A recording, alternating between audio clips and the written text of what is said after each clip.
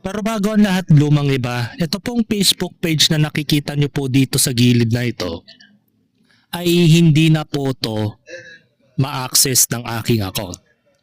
Nahack po siya ng dalawang username o Gmail account gawa ng mayroon na namang sigurong nang-hack sa akin na Bombay.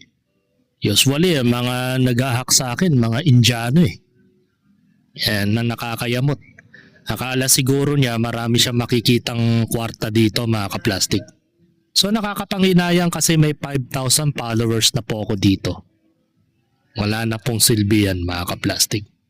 So sa mga gustong maka-follow sa aking bagong Facebook page, meron po akong ginawang bago.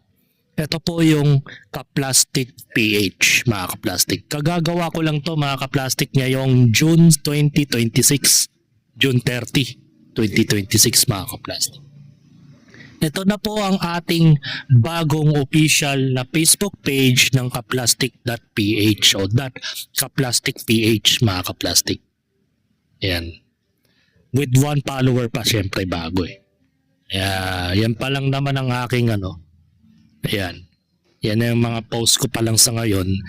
Maganda yung profile pic, no? Napakaganda.